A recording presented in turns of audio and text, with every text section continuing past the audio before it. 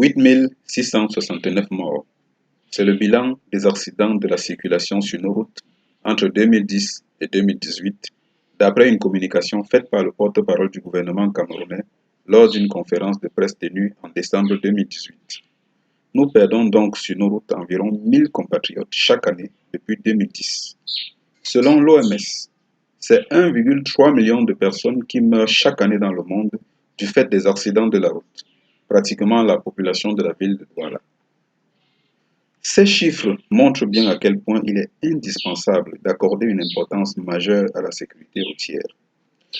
La plupart des décès enregistrés chaque année sont classés dans les décès évitables, notamment par la prévention, l'amélioration technique, une meilleure maintenance des véhicules, l'amélioration des infrastructures et des comportements. Hormis les accidents de la route, l'autre conséquence de la non prise en compte des exigences de la sécurité routière est économique.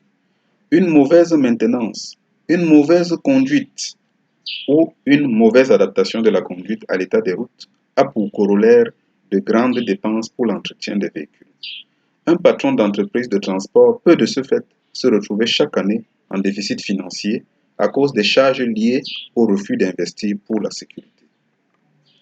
Je propose donc à tous les propriétaires d'entreprises de transport routier de prendre une décision stratégique dès maintenant, celle de placer la sécurité comme priorité numéro 1. Et je leur promets un bond spectaculaire dans leurs résultats financiers d'un maximum 3 ans. Qu'est-ce qui va se passer? Les charges de la maintenance vont baisser d'au moins 25% en 3 ans, ce qui aura sans aucun doute un fort impact sur les bénéfices nets. Le capital confiance des clients va augmenter, ce qui va permettre d'améliorer la qualité et le nombre de clients et donc l'accroissement du chiffre d'affaires. Les charges émotionnelles dues au décès de collaborateurs ou de personnes tierces vont s'annuler ou être considérablement réduites, pour ne citer que ces bénéfices. Comment donc procéder? Placer la sécurité comme priorité numéro 1, ce n'est pas juste une déclaration d'intention. C'est un engagement ferme à mettre en œuvre toutes les exigences normatives et réglementaires liées à la sécurité routière.